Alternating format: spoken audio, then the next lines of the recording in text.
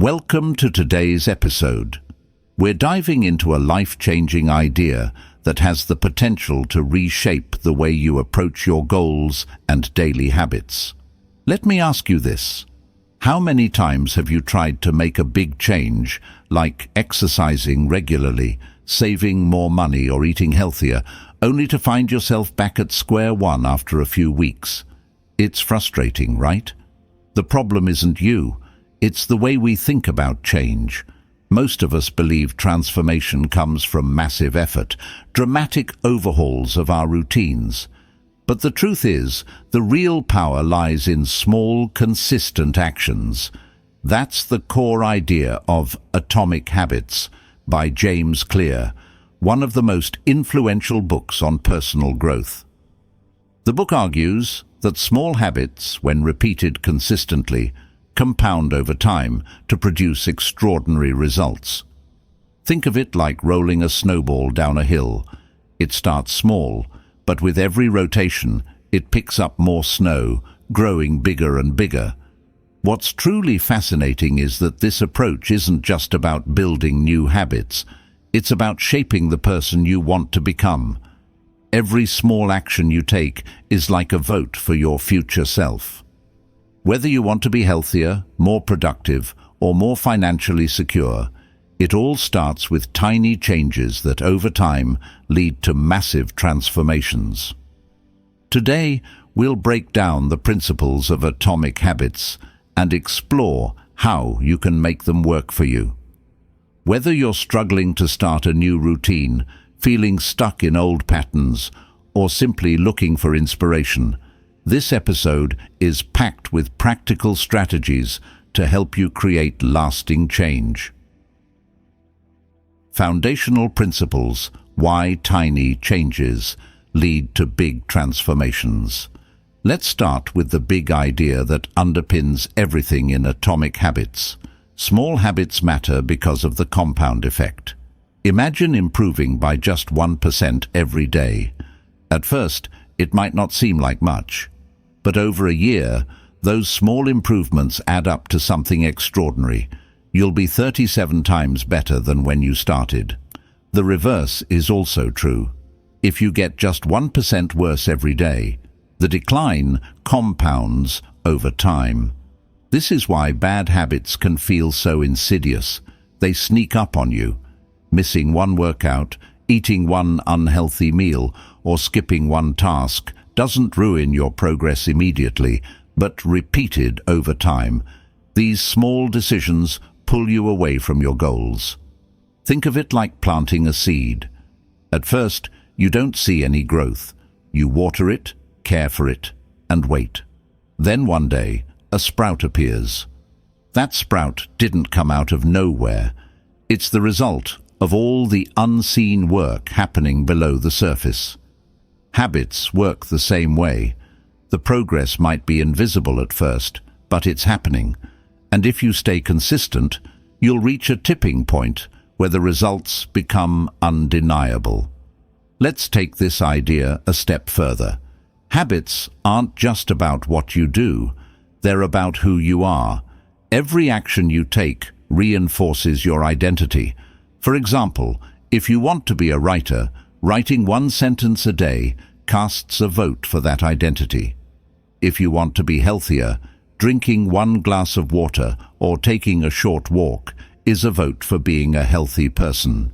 The more votes you cast, the stronger that identity becomes. James Clear explains this beautifully in the book. Instead of focusing on goals like, I want to lose 20 pounds, or I want to save $10,000, focus on the identity you want to build. I'm the kind of person who takes care of my health, or I'm someone who is financially responsible. Here's a story to bring this to life. Imagine two people trying to quit smoking. When offered a cigarette, the first says, "No thanks, I'm trying to quit." The second says, "No thanks, I'm not a smoker." The first person still identifies as a smoker. They're just resisting the habit. The second person, however, has shifted their identity. They see themselves as someone who doesn't smoke. That mindset makes all the difference. So ask yourself, who do you want to become? Once you have that answer, start casting votes for that identity, one small habit at a time. Here's the catch. Small habits are powerful, but they often feel unrewarding in the beginning. This is because the results take time to show up. James Clear calls this the plateau of latent potential, that frustrating period where you're putting in effort but not seeing results. It's like trying to boil water. At first, nothing seems to happen. The temperature rises slowly, lukewarm, then hot. But it's not until it hits 100 degrees Celsius that it boils. That final transformation doesn't happen all at once. It's the result of consistent effort over time. This is where most people give up. They don't realize that progress is happening beneath the surface. But if you can stick with it long enough, you'll reach that tipping point where the results start to compound exponentially. The key is to focus on the process, not the outcome. Instead of obsessing over results like, I want to lose 20 pounds, shift your mindset to, I'm the kind of person who works out regularly. Instead of saying, I want to save $10,000, say, I'm the kind of person who saves money consistently. When you focus on the daily actions you can control, the results will take care of themselves. Make it obvious. The first step to building better habits. Every habit starts with a cue. It's the trigger that tells your brain, it's time to act. But here's the thing. If the cue isn't clear, the habit doesn't stand a chance. You might have the best intentions, but without a noticeable prompt, you'll forget, procrastinate, or lose momentum. Think about some of your existing habits. Why do you brush your teeth every morning? It's because the toothbrush is sitting right there on the sink, reminding you to do it. Why do you check your phone so often? Probably because it lights up with notifications or sits within arm's reach. These actions feel automatic, but they're driven by obvious cues in your environment. Now, let's flip the script. What happens to habits that don't have clear cues? Let's say you want to start journaling, but your notebook is tucked away in a drawer. Or maybe you want to work out, but your sneakers are hidden in the back of your closet. Without a visible trigger, these habits get lost in the shuffle of daily life. The good news? You can take control of this process. You can design your environment to make the right cues impossible to miss. Here's an example. I wanted to start drinking more water. At first, I kept forgetting, out of sight, out of mind. Then I decided to place a big water bottle on my desk where I'd see it all day. Suddenly, drinking water became automatic. Every glance at the bottle was a cue, and over time, hydration became a habit. This principle works for any habit. Want to read more? Put a book on your pillow so you see it before bed. Want to exercise? Lay out your workout clothes where you can't ignore them. Want to eat healthier? Put fruits and vegetables at the front of your fridge and hide the junk food. By making the cues for good habits obvious, you make it easier to act without even thinking about it. Now, let's talk about stacking habits, one of the simplest and most effective ways to create clear cues. The idea is simple. Pair a new habit with something you already do consistently. For example, after I brush my teeth, I'll floss. After I pour my coffee, I'll write in my journal. After I sit down at my desk, I'll review my to-do list. Think about it. Every existing habit in your life can act as a natural trigger for a new behavior. Let me share a personal story. A while ago, I wanted to start meditating but kept forgetting, so I stacked it onto my coffee-making routine. While waiting for the coffee to brew, I'd sit for 2 minutes and meditate. The smell of coffee became my cue, and meditation quickly became part of my morning rhythm. It didn't feel forced, it just flowed naturally. Take a moment to think about your own routines. What's something you already do every day? Could you use that as a launching pad for a new habit? The beauty of habit stacking is that it links the new behavior to something familiar, making it easier to remember and stick with. Here's another tip. Reduce friction. Friction is anything that makes a habit harder to start. If you have to search for your running shoes or dig through a pile of clothes to find your gym gear, you've created unnecessary barriers. The solution: make the habit as convenient as possible. Place your workout clothes in plain sight. Prep healthy snacks so they're easy to grab, or keep your journal on your bedside table. The same principle works in reverse for breaking bad habits. Want to spend less time on social media? Delete the apps from your home screen or turn off notifications. Want to watch less TV? Unplug it or put the remote in another room. By increasing friction for bad habits, you create a natural pause that makes you reconsider the action. Here's what I want you to think about. What's one habit you've been trying to build? Maybe it's exercising more, eating better, or starting a creative project. Look around your space. Are there clear cues that make the habit easy to remember? Or are there obstacles in the way? Because here's the truth. Habits don't just happen. They're shaped by the environment you create. And when you make the cues obvious, you take the first step toward making the habit automatic. Make it attractive. Now that we've covered how to make habits obvious, let's move on to the next essential principle: making them attractive. Why does this matter? Because our brains are wired to seek out things that feel rewarding or enjoyable. If a habit feels appealing, you're far more likely to stick with it. If it feels dull or uninviting, your brain will resist it, no matter how good your intentions are. At the heart of this principle is the idea of cravings. Every habit begins with a craving, the anticipation of a reward. Dopamine, the brain's feel-good chemical, plays a huge role here. It's not just released when you experience something pleasurable, it's also released in anticipation of that pleasure. This anticipation creates the drive to act. Think about the excitement you feel when you're about to indulge in your favorite dessert, or the thrill of seeing a notification light up your phone.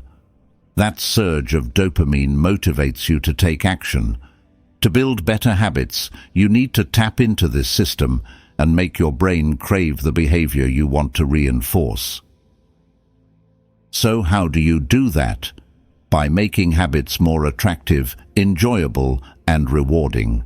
One of the most effective strategies for this is temptation bundling. This involves pairing a habit you want to build with something you already enjoy. For example, let's say you want to exercise more. You could allow yourself to watch your favorite show or listen to an exciting audiobook, but only while you're on the treadmill or lifting weights. Suddenly, exercise doesn't feel like a chore. It feels like an opportunity to enjoy something you love. Here's a personal example. I used to dread cleaning my apartment. It felt like such a boring, endless task. Then, I started bundling it with something I enjoyed, listening to a playlist of my favorite songs. Cleaning became a chance to dance around my apartment and enjoy great music. Over time, I stopped seeing it as a hassle and started looking forward to it. Reframing your mindset is another powerful way to make habits more attractive. Instead of focusing on what you're giving up, focus on what you're gaining. For example, instead of saying, "I have to exercise," say, "I get to move my body and feel stronger." Instead of saying, "I have to cook at home," say, "I get to prepare delicious, nourishing meals for myself." These small shifts in language can completely change the way you feel about a habit. Humans are also social creatures. The people around you have a massive influence on your behavior, often without you even realizing it. If your friends are active, you're more likely to be active. If your co-workers always take a midday walk, you might join them.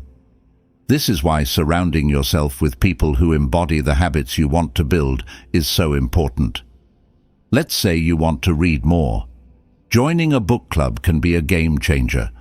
The social connection makes the habit feel enjoyable and even exciting.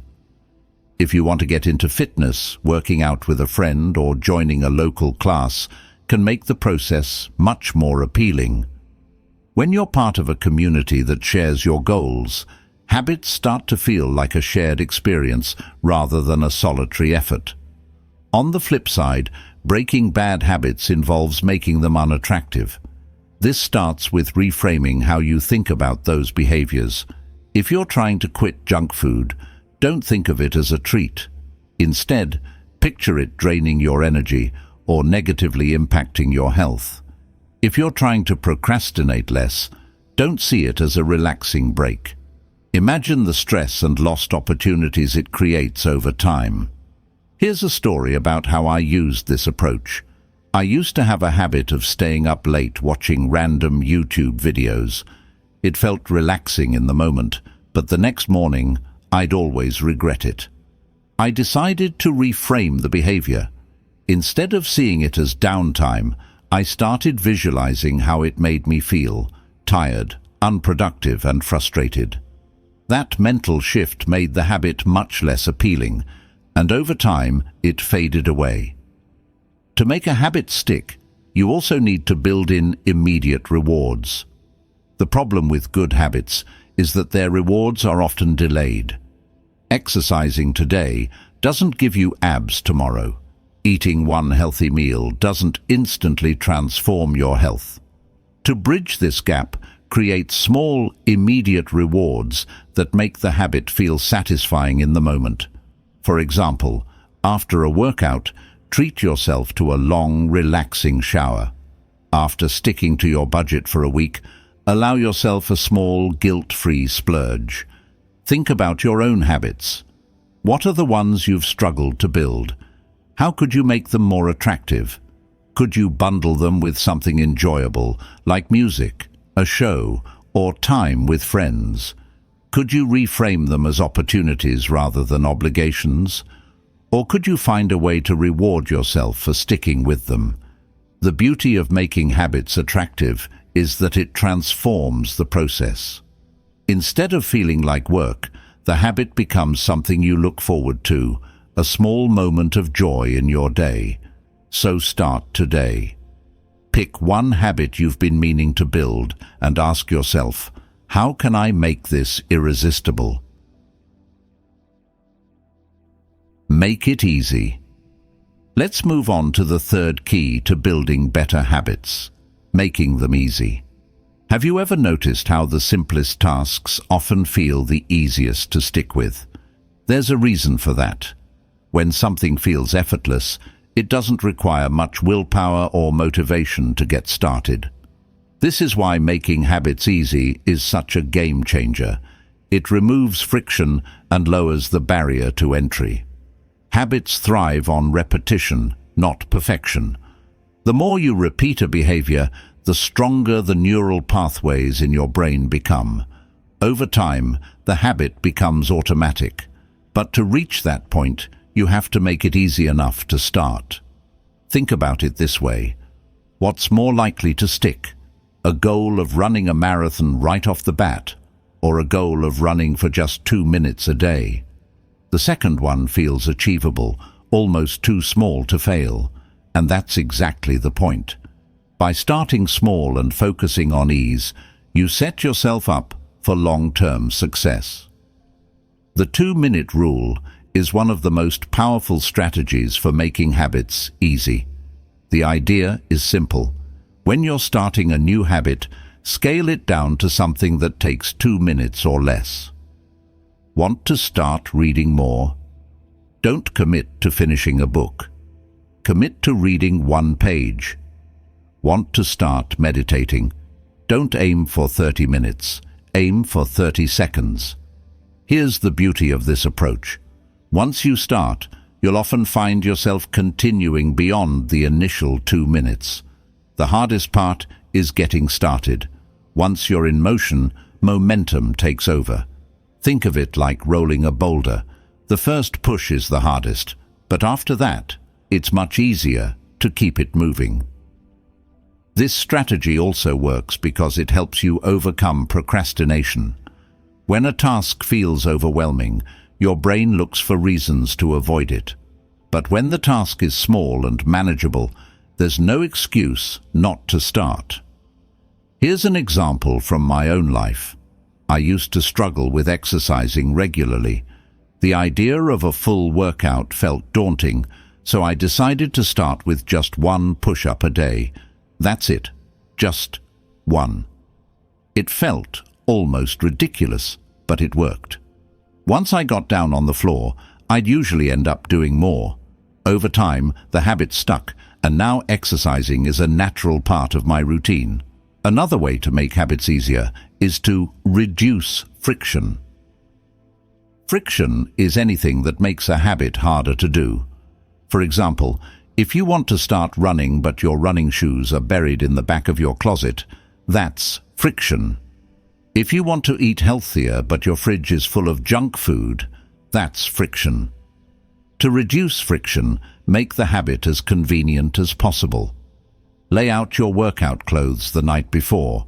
Prep healthy snacks in advance so they're easy to grab. Keep your guitar in the living room if you want to practice more. The easier it is to take action, the more likely you are to follow through. At the same time, you can increase friction for bad habits. Want to spend less time on social media? Delete the app from your phone or set your screen time limits. Want to watch less TV? Unplug the TV or put the remote in another room. By making bad habits slightly harder to do, you give yourself a chance to pause and reconsider. Your environment plays a huge role here. James Clear explains it perfectly. You don't have to be the victim of your environment. You can be the architect of it. Small changes to your surroundings can make a big difference in how easy or hard it is to stick to your habits. Another key to making habits easy is automation. Technology can be a powerful ally in habit formation. For example, set up automatic transfers to your savings account if you want to save more money. Use a meal delivery service if you want to eat healthier but struggle with cooking. Schedule recurring reminders on your phone to stay on track with your habits. Automation removes the need for decision-making, which is often where habits falter. When the habit happens automatically, you don't have to rely on willpower to make it happen. Finally, let's talk about habit shaping. This is the process of starting small and gradually building up over time. Think of it like leveling up in a video game. You start with the easiest version of the habit and slowly increase the difficulty as you build confidence and momentum. For example, if you want to start running, begin by walking for 5 minutes a day. Once that feels easy, start jogging for a minute or two during your walk. Over time, you'll naturally progress to longer runs. If you want to write a book, start by writing 1 sentence a day.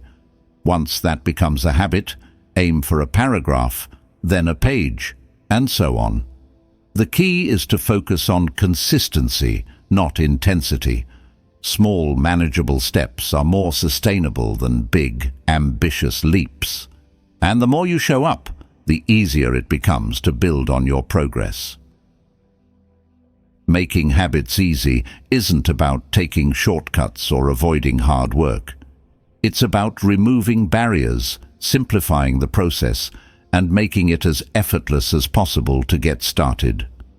So, take a moment to think about a habit you want to build. What's one small change you can make today to reduce friction or scale it down to a 2-minute version? Because once a habit feels easy, it's no longer something you have to force yourself to do. It's just part of who you are. Make it satisfying. Now, let's talk about the final piece of the habit-building puzzle: making it satisfying. This is the part that often gets overlooked, but is absolutely critical. At its core, habits are formed because of rewards. When a behavior feels good, your brain marks it as worth repeating. Without that sense of satisfaction, even the most well-intentioned habits can fizzle out. Think back to a time when you accomplished something you were proud of. Maybe you finished a tough workout, completed a project at work, or reached a savings goal. How did you feel afterward? That rush of accomplishment, that sense of pride, is what reinforces the habit. It's your brain's way of saying, "This was worth it. Let's do it again." The problem with good habits is that their rewards are often delayed.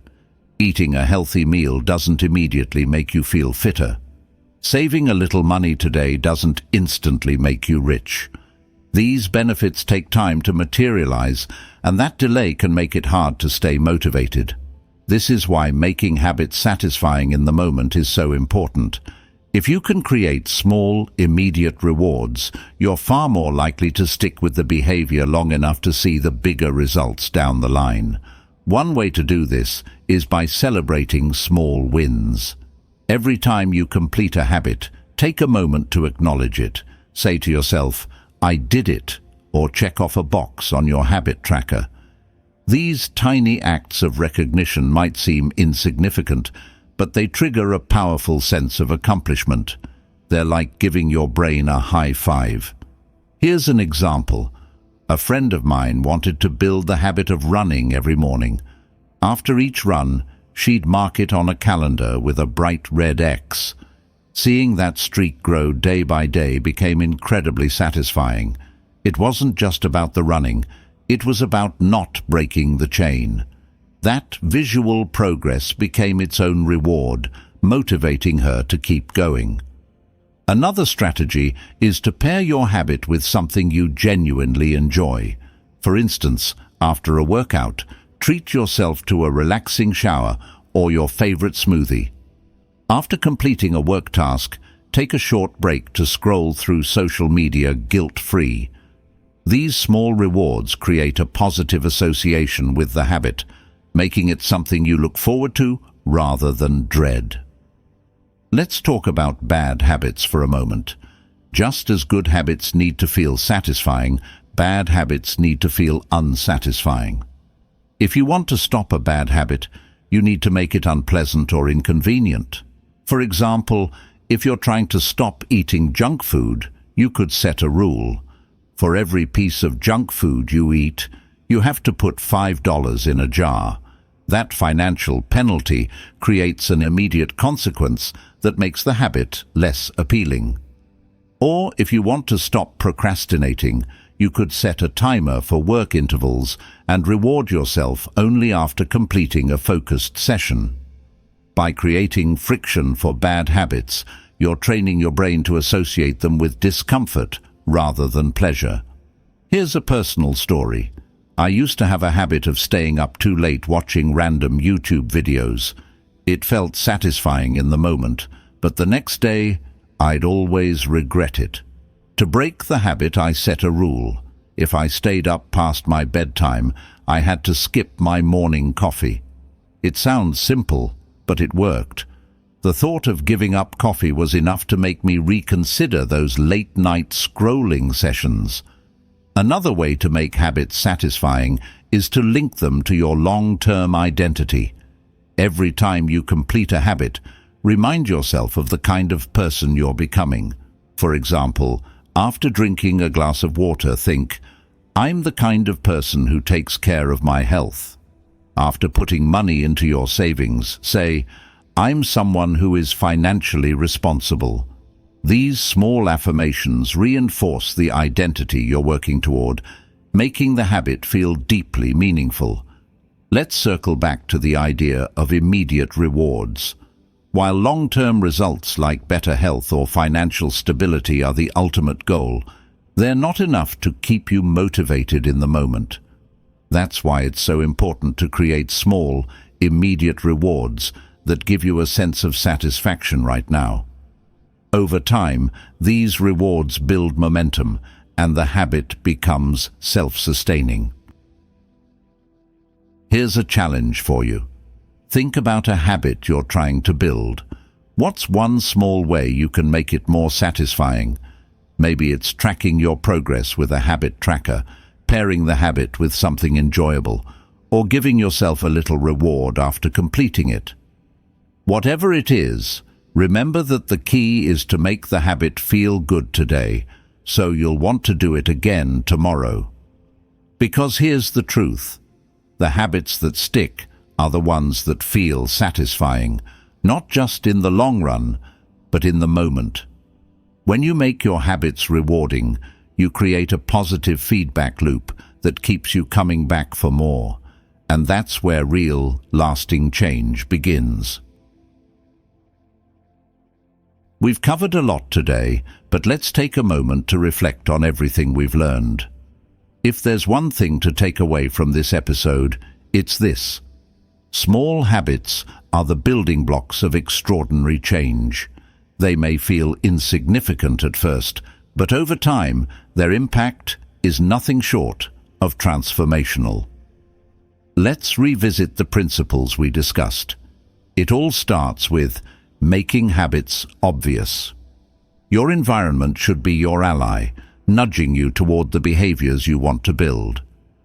Whether it's placing a water bottle on your desk, leaving a book on your pillow, or prepping your workout clothes the night before, small changes to your surroundings can make a world of difference.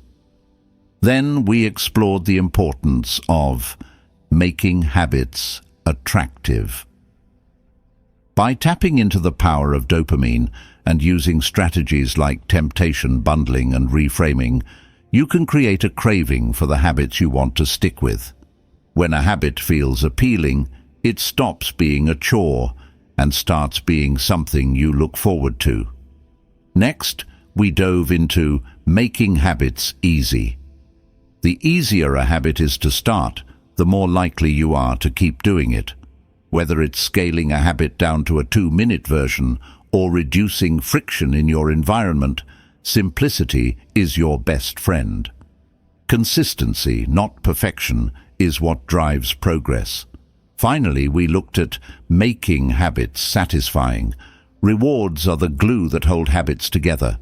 By celebrating small wins, tracking your progress, and linking your habits to your identity, you create a positive feedback loop that keeps you motivated and engaged.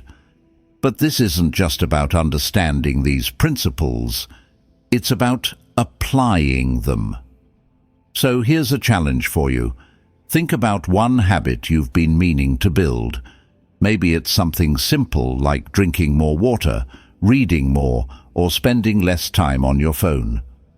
Start by focusing on just one habit and use the principles we've discussed. 1. Make the cue obvious. What's the trigger that will remind you to take action? 2. Make it attractive. How can you link the habit to something you enjoy? 3. Make it easy. What's the simplest version of the habit you can commit to? 4. Make it satisfying. How will you reward yourself for sticking with it? Write it down, visualize it, and most importantly, start small. Remember, the goal isn't to be perfect.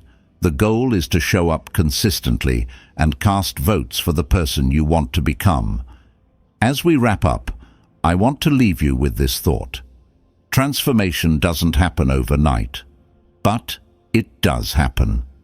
Every small action you take is a step toward the life you want.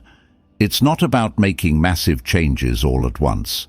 It's about making tiny improvements every day. Over time, those improvements compound into something extraordinary.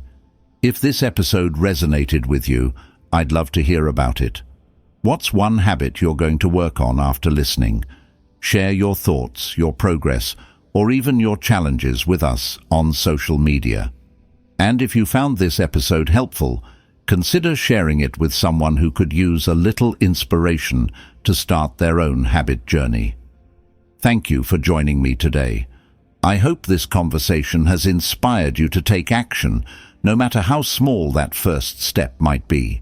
Because at the end of the day, it's the tiny habits, the atomic habits, that create the biggest transformations.